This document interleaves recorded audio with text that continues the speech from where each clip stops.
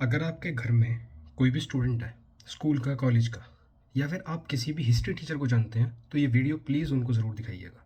अगर आप दिखा नहीं सकते तो सुन करके एक्सप्लेन कर दीजिएगा, बिकॉज इसमें जो मैं बता रहा हूँ ये एक देश के भविष्य के लिए बहुत ज़रूरी है लोगों को जानना। आज हम इंडिया की टाइमलाइन पे बात करने वाले हैं।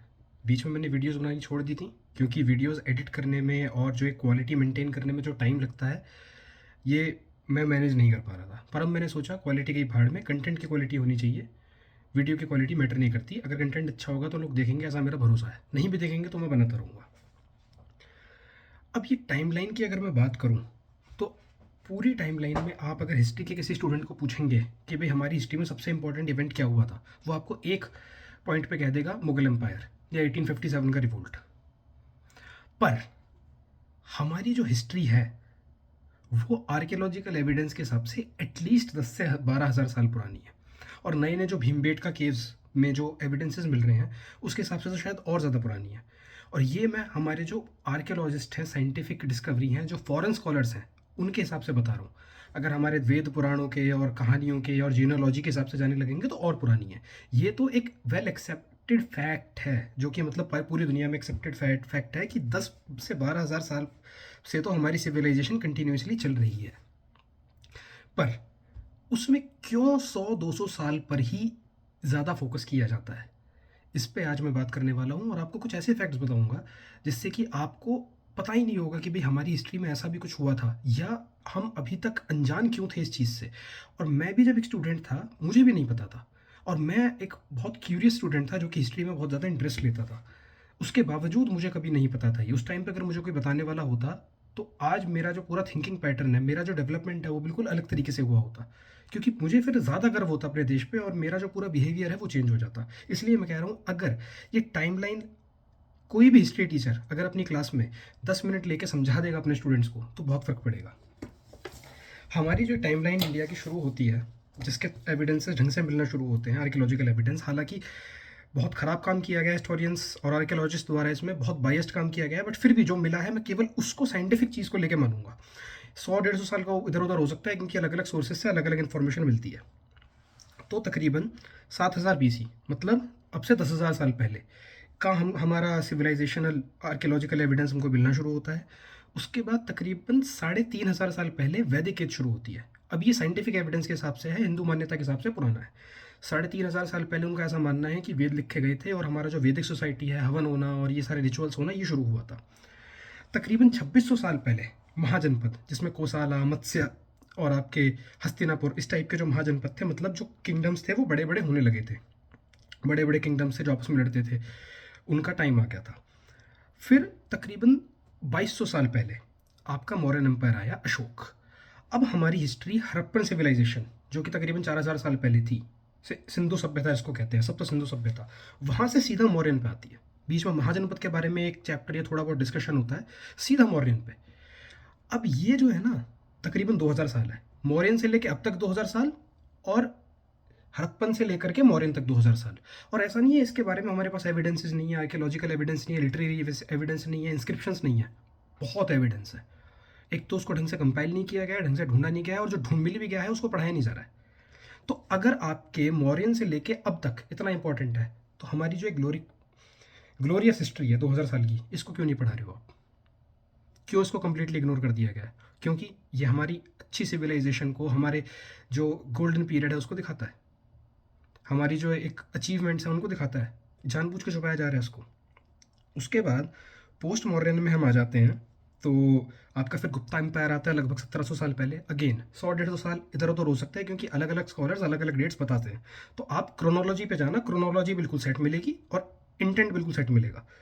फिर तकरीबन आपके 1500-1400 साल पहले राजपूत प्रतिहार, गुर्जर प्रतिहार, चौहान, इस तरह के राजा आपके जो हैं आने शुरू होते हैं तकरीबन 1100-1200 साल पहले, 1500 साल पहले। ये बड़े बड़े किंगडम्स नॉर्थ इंडिया में बनते हैं। फिर 711 में पहला इस्लामिक इन्वेजन होता है इंडिया का। मोहम्मद बिन कासिम नाम का आदमी अरब से आता है और सबको हराता हुआ आता है। इनफैक्ट अफगानिस्तान, इराक वगैरह सबको क्रॉस करता हुआ आता है और सिंध पे आके आक्रमण करता है। मार्जिनल विक्ट्री मिलती है, बट फिर आगे नहीं बढ़ पाता है। 1711 से लेकर के कॉन्स्टेंटली इंडिया के ऊपर आक्रमण पे आक्रमण आक्रमण पे आक्रमण होते हैं, attack on attack attack on attack. और हमारे प्राइमरीली राजस्थान पंजाब जो हमारे नॉर्थ वेस्ट फ्रंटियर के राजा हैं वो बहुत बहादुरी से उसको रेजिस्ट करते हैं। अब आपको ये बात समझनी पड़ेगी कि इस्लामिक इन्वेजन जो है, सीरिया एक क्रिश्चियन कंट्री था, इजिप्ट में पुराना इजिप्शियन रिलीजन चलता था, आपका जो अफ़गानिस्तान है वो बुद्धिस्ट था, आपका जो इराक ईरान है ये प्राइमरीली ज़ोरोएस्ट्रियन और बुद्धिस्ट कंट्रीज़, कुछ बुद्धिज़्म भी मिलता था, प्राइमरीली ज़ोरोएस्ट्रियन पारसीज़ जो होते हैं जिस रिलीजन को हमारे टाटाज बिलोंग करते हैं, ये उस रिलीजन को फॉलो करते थे। यहाँ तक कि स्पेन और Portugal, Turkey primarily Greek religion था, क्रिश्चियन रिलीजन था। ये सब और छोटे छोटे छोटे छोटे बेल्ट्स में बहुत सारे रिलीजन्स थे जिनको 2-2 4-4 5-5 साल में ये लोग जो हैं हराते हुए ख़त्म करते हुए आए। पहली बार ऐसा कब हुआ कि इंडियंस ने इनके अगेंस्ट सिग्निफिकेंट टेरिटरी लूज़ करी। छोटी मोटी वॉर्स चलती रहती थी, कभी कोई जीत गया फिर हमने वापस ले लिया, फिर बाउंड्री थोड़ी बहुत। सिग्निफिकेंट परमानेंट टेरिटरी हमने कब लूज़ करी? दूसरी बैटल ऑफ तराइन में, जब पृथ्वीराज चौहान हारे 1195 में। मोटा मोटी 500 साल लड़े हम एज अ सिविलाइजेशन। 500 साल तक मेनलैंड इंडिया में ज़मीन नहीं लेने दी 1 इंच। कितने परिवार ख़त्म हो गए होंगे, कितने राजाओं ने अपना सेल्फलेसली अपना बलिदान दे दिया होगा। यहाँ तक कि ये कहावत है कि राजस्थान में उस टाइम पर 17-18 साल से ऊपर के लड़के मिलने बंद हो गए थे। इनफैक्ट 17-18 साल से ऊपर का लड़का अगर मिल जाता था उसका मजाक उड़ता था कि क्यों जिंदा है भाई तू, इसका मतलब तुम वीर नहीं हो, लड़ाई पे नहीं जाते हो क्या तुम। ये तो माइंडसेट थे लोगों के। 500 साल उसके बाद भी जब दिल्ली सल्तनत, बहुत बड़ा चैप्टर है दिल्ली सल्तनत के बारे में, तुगलक लोदी सब कुछ आपको उसके बारे में भर भर के पढ़ा दिया जाएगा, और सैयद डायनेस्टी, खिलजी डायनेस्टी। उसके बाद में ये मैं बता क्यों रहा हूँ, क्योंकि आपके बच्चों के दिमाग में ये डाल दिया जा रहा है कि हम तो गुलाम सिविलाइजेशन है, हमेशा हम पे लोग अटैक करते हैं, हम हार जाते हैं, और फिर कोई और दूसरा आके अटैक कर देता है, हम हार जाते हैं। आपको कोई ये नहीं बताएगा कि हुन जो है वो सेंट्रल एशिया से आते थे, हुन यूरोप में बहुत कोहरा मचाया उन्होंने, उनको हमने इंडिया पे आके हारे हैं, वो हुनों को हराया हमने। शक भी सेंट्रल एशियन पीपल होते थे जो वेस्ट से आते थे, नॉर्थ वेस्ट से, शकों को हमने हराया है। शक संवत उसी की ही उपलब्धि में आता है। मंगोल जिन्होंने सबसे ज़्यादा टेरिटरी आई थिंक कैप्चर करी है, और बहुत बर्बरता से कैप्चर करी है, बहुत क्रूअलिटी से कैप्चर करी है, एक जगह पे आके हारे हैं वो, इंडिया।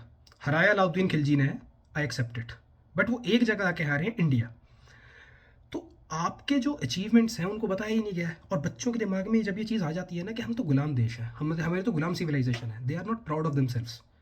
फिर जब वो कल को जाके जॉब्स में जाते हैं, किसी एक जिम्मेदारी वाली पोजीशन पे जाते हैं, because they are not proud of their culture, तो उनको करप्शन करने में या फिर कुछ भी करने में उनको दिक्कत ही नहीं होती, बिकॉज उनको हमारी देशभक्ति है वो सिर्फ 15 अगस्त 26 जनवरी पे जागती है। अंदर से इंट्यूटिवली हम देशभक्त सिविलाइजेशन नहीं है। ज़्यादातर लोग बाहर कूड़ा फेंकने में हमको ज़रा सा दर्द नहीं होता है। क्यों? Because we are not proud of our country, we are not proud of our civilization. हमें गर्व ही नहीं है इस चीज़ पर। क्यों? क्योंकि हमारी जो आइडेंटिटी है ना as Indians, as an ancient great civilization, वो आइडेंटिटी ख़त्म कर दी गई है। उस आइडेंटिटी को सुधारने के लिए ये टाइमलाइन समझना बहुत ज़रूरी है कि भैया आप गुलाम सिविलाइजेशन नहीं हो। बहुत छोटी सी एक टाइम पीरियड था, बहुत छोटा, जिसके अंदर आपको जो है गुलाम बनाया गया या आप हारे, और वो जो कि हर सिविलाइजेशन में हुआ है, हर कंट्री के साथ हुआ है।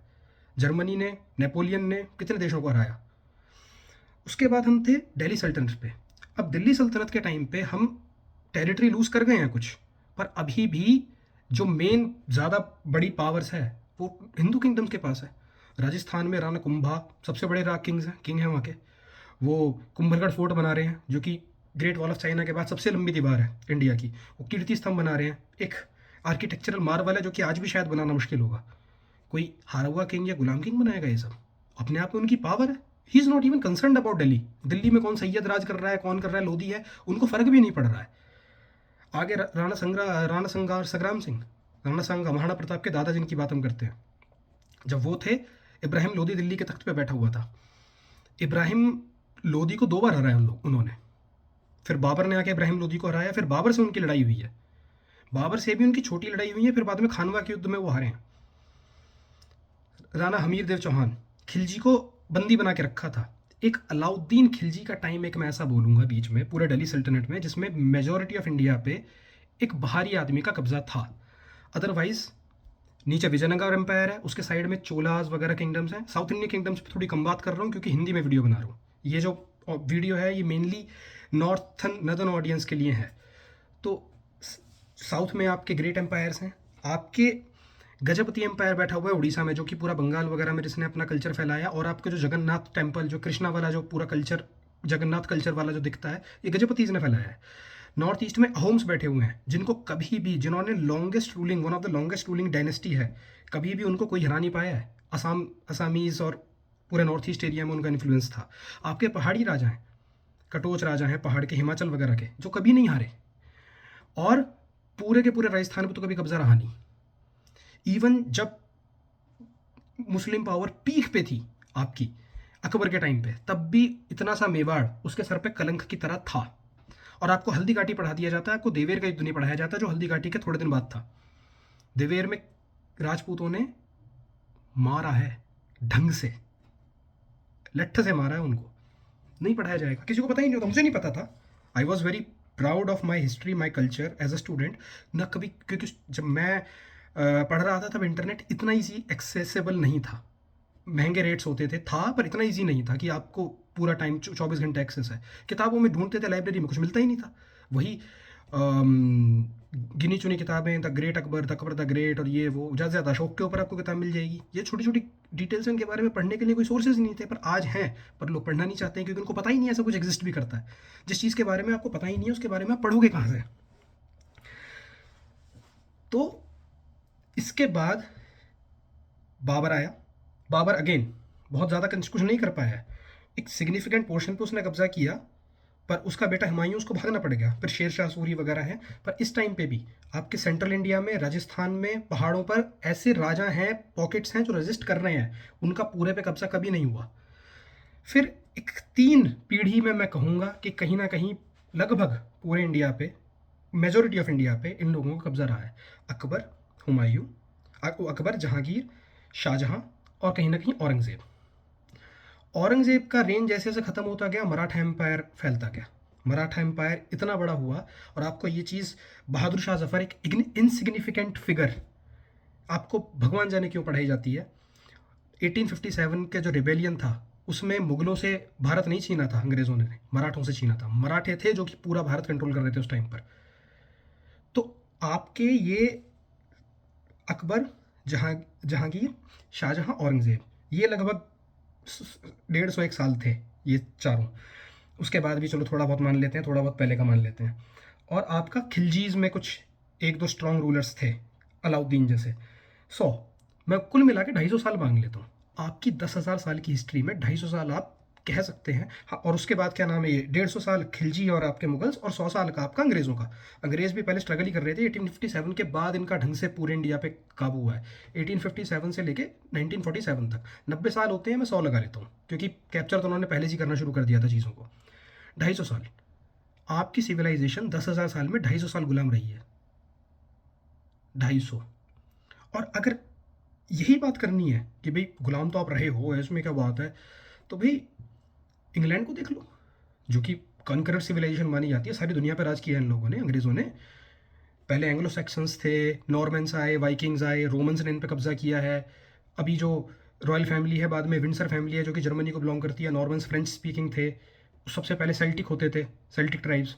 बार बार अलग अलग कल्चर्स ने इनको इन्वेड किया है और अपना कल्चर इनके ऊपर थोपा है। हम तो आज भी हिंदू हैं। सबसे पुराने रिलीजन्स ये कुछ हैं, ज़ोरास्ट्रियनिज्म, ग्रीक, इजिप्शियन, इनमें सबसे पुराना हिंदू कल्चर है। इकलौती बुद्धिज़्म, जैनिज़्म बहुत पुराने नहीं है, ये 2-2,500 साल पुराने हैं। पुराने कल्चर्स की मैं बात कर रहा हूँ, ग्रीक हो गया, रोमन हो गया, उसमें भी हम तो बहुत ही पुराने हैं। इकलौती पुरानी रोमन्स आज कहाँ है, नहीं है। इजिप्शियन रिलीजन कहाँ है, इजिप्शियंस के अपने भगवान होते थे, अपने देवता होते थे, रा, अनूबिस। रोमन्स के अपने देवता होते थे। सेल्टिक रिलीजन होता था, वाइकिंग रिलीजन होता था, कहाँ है, ख़त्म, ज़ीरो। हम एक इकलौती सिविलाइजेशन है जो कि 10,000 साल से आज भी कंटिन्यूसली उन्हीं, थोड़ा बहुत चेंज आया है, उसी प्रोसेस को, उसी पाथ को, उसी फिलॉसफी को फॉलो कर रहे हैं। और ये चीज़ जानना ज़रूरी क्यों है, क्योंकि जब तक हमारी एक आइडेंटिटी सेट नहीं होती है कि हम क्या हैं, तब तक हमें देश से दिखावे के लिए तो प्यार हो जाएगा, अंदर से प्यार नहीं हो सकता। एक जो गुलामी वाली माइंडसेट होता है ना, कॉलोनियल माइंडसेट जिसको हम कहते हैं, आज भी हम अंग्रेज़ का वैलिडेशन लेने के लिए भागते हैं। कोई अगर अंग्रेज़ सेलिब्रिटी इंडिया के बारे में कुछ कमेंट करते हैं, सारे इंडियंस पागल हो जाएंगे उस पर। अरे गोरा आदमी है, सेलिब्रिटी है, क्या करना है यार। मतलब अच्छी बात है अगर इंडिया के बारे में कुछ कर रहा है, बट उससे वैलिडेशन इतना ज़्यादा हमें क्यों चाहिए? कोई गोरा आदमी अगर इंडिया के बारे में कुछ कह दे, he is Indian and he is following our culture, मतलब क्यों चाहिए गोरे से आदमी से इतना वैलिडेशन तुम लोगों को? क्योंकि एक अंदर से गुलामी वाली और जो कॉलोनियल माइंडसेट है कि हम छोटे हैं, ये हमसे ज़्यादा समझदार हैं, वो आ गई है। और सच बता रहा हूँ, देश की वैल्यू ज़्यादा जब समझ आती है जब आप देश से दूर होते हो। अब मैं इंग्लैंड में बैठा हूँ, मुझे अपने देश की वैल्यू समझ आ रही है, और मेरा यहाँ बहुत ज़्यादा रुकने का प्लान नहीं था। मैं पर्सनली बताऊँ, मुझे हिंदुस्तान बहुत पसंद है करियर में आगे प्रोग्रेस करने के लिए। अभी जो प्रॉब्लम्स हमारी इसी मेंटेलिटी की वजह से प्रॉब्लम्स हो गई हैं, शायद उसी वजह से हमारे बच्चे जो हैं बाहर निकलते हैं। पर अल्टीमेटली आपको ये टाइमलाइन कि पहले 10,000 साल, फिर 2,000 साल पहले, 10,000 साल की पूरी टाइमलाइन है, उसमें ये इतना सारा हमारी Indian history, glorious Indian history है। इस 2,000 साल में भी 1,500 साल हमारी बहुत ग्लोरियस इंडियन हिस्ट्री है। ये 500 साल आपके मुंह पे बार बार बार बार बार बार बार बार थोपा जा रहा है। ये 10,000 साल में से ये 500 साल, इस 500 साल में भी मुश्किल से 250 साल ऐसा है जिसमें आप कंप्लीटली अंडर रूल हो। तो पूरे 10,000 साल में से 250 साल आपके माथे पे बार बार बार बार चिपकाया जा रहा है। ये अपने बच्चों को आप बताओ प्लीज़।